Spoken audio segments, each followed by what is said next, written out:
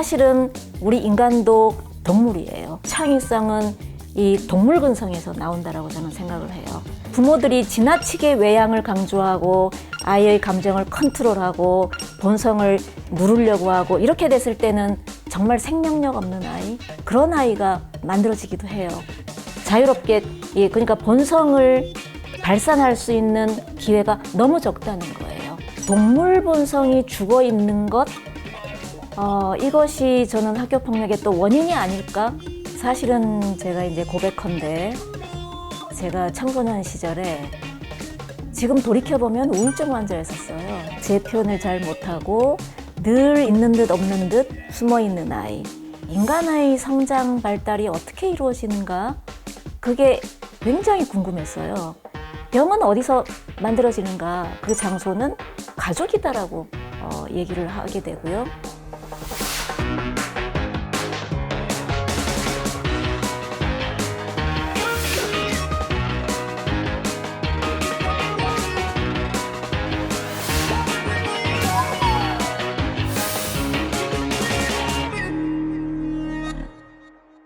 브레인셀럽 인터뷰.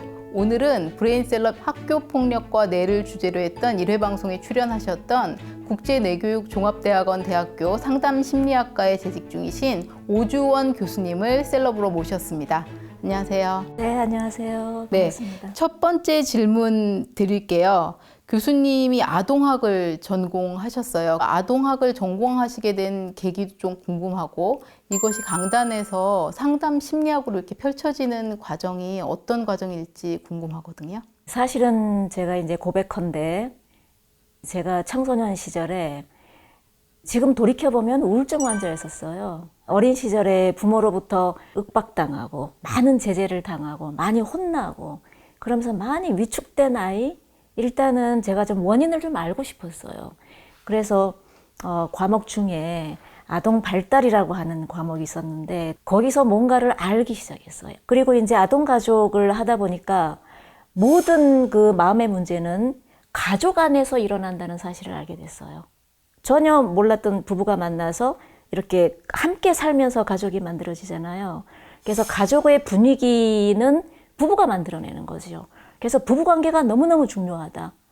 그러니까 부부가 만들어내는 가정의 분위기 속에서 아이들이 병들기도 하고 건강하게 되기도 하고 아이의 인성이 여기서 만들어지는구나. 그래서 병은 어디서 만들어지는가? 그 장소는 가족이다라고 얘기를 하게 되고요. 특히 어린 시절에 뇌는 아주 말랑말랑하게 타고나잖아요, 아이들이. 이 말랑말랑한 뇌 속에 정보가 확 들어가 버리는 거죠. 뇌로 보면 여기 싱귤레이트 콜텍스라든지 인슐라라든지 요쪽에 안화전전도 피질이라고 이런 쪽에 이게 그 부모와 상호작용하면서 맺었던 관계 패턴이 거기에 확 이렇게 새겨져 버려요. 그러면서 이제 그게 성인기까지 쫙 연결되는 거죠. 그래서 우리가 특별히 교육을 받는다거나 또는 치료를 받는다거나 하는 새로운 정보가 들어가지 않는 한 그거는 우리는 계속 가져간다라고 보는 거죠.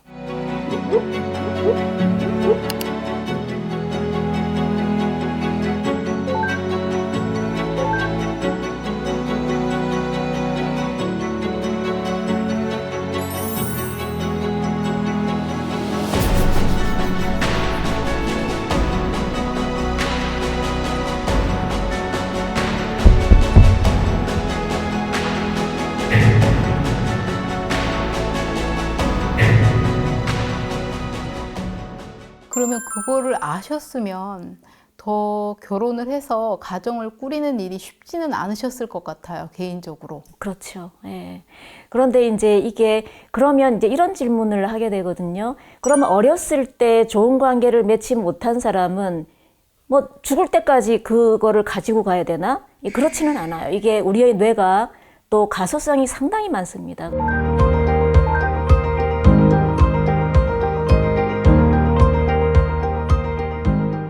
결국은 관계라고 볼 수 있어요. 관계를 맺게 되고 건강한 관계 패턴이 새롭게 조성될 수 있는 기회를 가지면, 그러니까 부모와의 어려서의 관계 패턴이 잘못됐다고 하더라도 성장하는 과정 중에 내 마음을 알아주는 사람 단 한 사람만 만나면, 그래서 좋은 관계를 맺을 수 있으면 건강한 관계로 바뀔 수 있다는 거예요. 그래서 청소년기가 하나의 변화할 수 있는 하나의 포인트가 될 수 있고요. 저는 다행히도 저를 사랑해주는 배우자를 만나서 결혼을 했고, 어떻게 보면 제가 지금은 많이 치유가 일어났고요. 아직도 모자라는 부분이 많이 있지만, 그래도 이렇게 강단에 서서 제가 배운 거를 얘기하고 제 말을 하고 제 주장을 하고 할 수 있었던 것은 배우자의 역할이 저는 제일 크지 않았나. 뇌 가소성은 평생 일어나는 거기 때문에 예를 들어서 청소년기가 아니라 40대, 50대, 60대에도 자기를 알아주는 사람을 만나게 되면은 삶에서 어떤 포인트가 일어날 수 있다라는 말씀이신가요? 저는 그렇게 생각을 합니다. 학교폭력과 뇌에 이제 첫 번째 셀럽으로 초대되셨을 때 해주신 말씀 중에 굉장히 인상이 깊었던 것이, 지금 일어나는 학교폭력 문제 중에서 저희가 상상할 수 없을 정도의 강도의 학교폭력 문제들이 일어날 수 있는 것들이 아이들이 어떤 그 시기에 뇌발달 문제들의 문제가 일어나서 이다라는 말씀을 많이 해주셨어요. 세계적인 뇌신경과학자이신 다니엘 시걸이라고 하시는 박사님이 뇌를 우리가 손바닥으로 설명을 했습니다. 뇌는 여기가 이제 뇌간이고요. 파충류의 뇌라고 할 수 있죠. 뇌간이고, 여기가 이제 변형계죠. 변형계는 포유류의 뇌라고 할 수 있고, 여기는 이 심피질, 아래 뇌를 이렇게 감싸고 있습니다. 그래서 이게 인간의 뇌와 동물의 뇌는 이 차이예요. 피질이 있는가 없는가. 그런데 지금 우리 동물의 뇌가 활성화되면은 우리가 감정 조절이 안 되는 거라고 볼 수 있습니다. 그래서 지금 건강한 인간의 뇌라면 뇌가 이렇게 딱 통합이 돼 있어야 되는 거죠. 통합이 돼 있어야 되는데 건강하지 않기 때문에 뇌가 이렇게 피질이 제대로 역할을 못 하는 거예요. 이 인간의 뇌가 이렇게 위에서 꾹 눌러서 이거를 컨트롤할 수 있는 그런 이제 파워가 있어야지 되는데, 청소년기 아이들은 이 피질이 발달 중에 있기 때문에 원활하게 작용을 못하고 있다라고 하는 거. 학교 폭력이 왜 일어나는가를 이제 뇌를 가지고 설명을 한다면, 뇌의 전체적인 구조가 뇌의 통합의 부족이다, 뭐 이렇게 저는 좀 네. 바라보고 싶습니다. 그러니까 통합된 뇌간과 변형계와 피질이 서로 정보가 교류가 되려면 이런 상태가 돼서 안에서 정보가 오르락 내리락 하면서 이 3층 뇌가 이렇게 맞물려서 정보가 교류가 일어나야 되는데, 청소년기 아이들의 뇌는 어떻게 보면 이렇게 돼 있다고 볼 수 있어요. 트라우마 환자들의 뇌가 이렇거든요. 성인이 돼서도. 네, 트라우마 환자들의 뇌는 이게 완전히 이렇게 분리가 돼 있어요. 그런데 청소년기 아이들의 뇌가 좀 이렇게 비슷하게 돼 있다라고 보시면 이해가 좀 빠르실 것 같아요. 성장기이기 때문에. 성장기이기 때문에. 그러니까 조금만 어떤 자극이 와도 민감하게. 하게 돼버리, 민감하게. 예. 그런데 여기는 상대적으로 덜 발달돼 있으니까. 그러니까 이렇게 돼 있는 뇌는 여기서 감정이 좀 일어나더라도 얘가 꽉 이렇게 눌러줘요. 얘가 꽉 눌러줘서 내가 좀 화가 나더라도, 그래, 저 사람이 좀 어떤 사정이 있겠지. 조금 기다려보자. 조금 더 저 사람 말을 좀 들어보자. 이렇게 컨트롤할 수 있어요. 그런데 청소년기 아이들은 이게 안 되는 거죠. 안 되다 보니까 충동적이 돼버리는 거예요. 그러면서 감정이 확 올라오니까 쟤 왜 저래? 이렇게 하게 되는데, 그게 정상이라고 하는 거를 부모들이 좀 알아주셨으면 좋겠어요. 우리 애가 왜 이래가 아니라 조금 기다려주고 좀 이해해주고 받아들여주고. 근데 또 말씀을 듣다 보면 어떤 생각도 드냐면, 이렇게 생긴 뇌가 상당히 매력적이라는 느낌도 들거든요. 그럼요. 좋은 왜냐면 포인트예요. 이렇게 생긴 뇌는 어디든 갈 수 있기 때문에 굉장히 창조적이라는 느낌이 들었고, 이렇게 생긴 것은 완전하기 때문에 상당히 보수적이라는 느낌이 들었어요. 그러면 이게 좋으냐? 저는 그렇게 보지 않아요. 교육이 이제 잘못되는 경우에는, 이게 이제 잘된 경우에는 이게 아주 조화롭게 얘가 가지고 있는 기능, 그 다음에 변형계의 기능, 피질의 기능이 아주 조율이 잘 돼서 아주 정말 건강한 인성이 잘 갖추어진 그 사람으로 성장할 수도 있지만 이게 잘못 이렇게 됐을 때는요. 얘네들을 확 눌러버려서 꼼짝달싹 못하게 만들거든요. 그런데 사실은 우리 인간도 동물이에요. 그리고 정말 창의성은 이 동물 근성에서 나온다라고 저는 생각을 해요. 그런데 우리 지금 사회가 그 지나치게 인공미를 너무 가하는 것 같아요. 그래서 이게 정말 적절하게 교육이 잘 이루어지지 않으면 이게 정말 조화로운 뇌를 갖추기는 어렵죠. 그래서 지금 제가 만나는 많은 아이들 중에 부모의 목소리가 지나치게 크면 아이들의 본성이 죽어요. 본성은 피질 하역력을 얘기해요. 학교 폭력이 여기에서 온다라고 했지만 여기의 좋은 점도 상당히 많다는 거죠.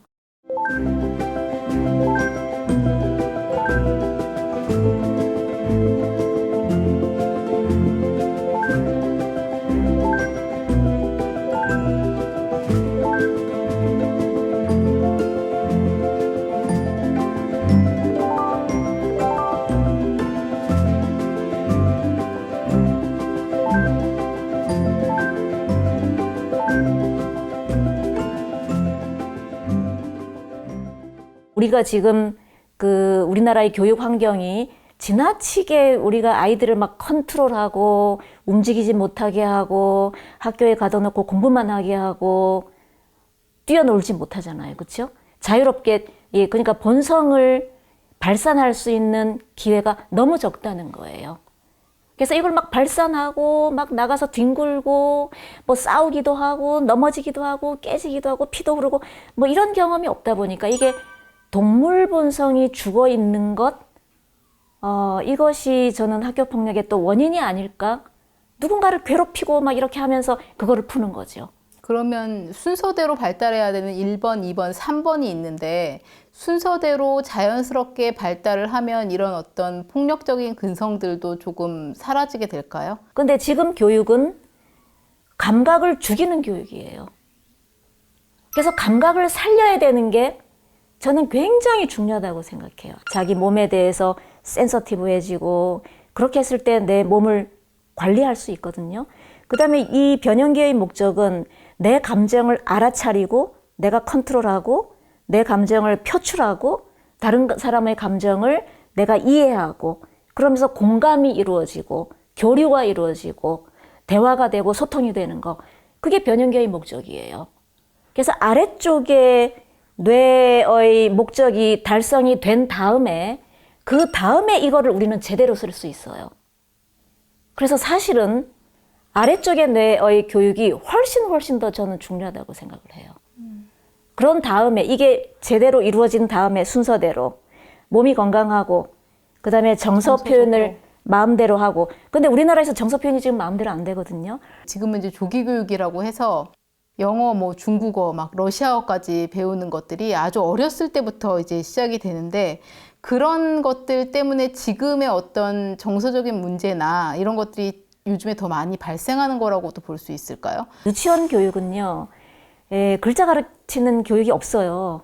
글자를 가르치는 거가 교육 과정에 포함되어 있지 않아요. 왜냐하면 그 시기에는 뛰어놀고 친구 만나고 사람과 접촉하고 관계를 맺고 정서를 교류하고 여기에 포커스가 맞춰져 있거든요. 근데 그 시기부터 학습지를 들이대서 이렇게 공부를 하게 되잖아요. 그러면 이렇게 피질 하역력이 다 죽어버려요. 그냥 우리의 뇌는 다운시프팅의 원리가 있어요. 아래쪽에서 차근차근 계단처럼 잘 만들어져야지 3층 뇌가 잘 작동할 수 있는데, 한번 생각해 보세요. 우울한 아이들이 공부 잘할 수 있을까요? 없죠. 네, 우울하다는 얘기는 정서뇌가 편하지 않다는 얘기예요. 정서뇌가 편하지 않으면 이쪽의 뇌는 작동을 할 수가 없어요. 내가 친구 관계가 원활하지 않은데 어떻게 공부를 잘할 수 있어요? 왕따 받는 아이들의 특징은 성적이 한꺼번에 확 내려간다는 거예요. 정서적으로 불안정하니까. 당연하죠. 그래서 정서가 훨씬 더 중요하고요. 그냥 정서가 아니라 이게 신체에 기반한 신체, 감각, 그 다음에 정서에 기반해서 여기가 튼튼하게 이루어지면 그 다음에 여기가 만 6세부터 이게 작동이 돼요. 만 6세 만 이후에 6세 그러면 이후. 언어를 가르쳐야 돼요. 그럼요. 이제 본격적인 공부, 읽고 쓰고 이렇게 뭔가를 이렇게 외우고 하는 그런 것들은 만 6세 하면은 초등학교 1학년이죠. 이 연령은 그 범문화적이에요. 그 얘기는 그 세계적으로 어떤 인류든지 어떤 인종이든지 다 같아요. 우리 뇌가 만 6세가 되면 논리적인 사고가 가능하거든요. 그 이전에는 논리가 중요하지 않아요. 논리 못 알아들어요. 못 알아듣고 그거보다도 훨씬 더 중요한 게 여기 기초를 마련하는 건데 부모가 교육 철학이 잘못됐을 때 애들 어려서부터 조기 교육 시켜야 돼. 해서 학습지 시키고 글자 쓰기 하고 영어 뭐 하고 이렇게 되면 여기에가 기초가 마련해야 할 시기에 여기에 쓸데없이 에너지를 쓰는 거죠. 여기는 발달이 안 됐는데. 그러니까 얼마나 많은 손해가 있겠어요. 근데 그거는 부모의 교육 철학이라기보다는 사회의 교육 철학이라는. 맞습니다. 그래서 우리 사회의 전반적인 교육 트렌드가 사실은 변화돼야 할 때 이 얘기는 뭐 늘상 얘기를 해왔죠.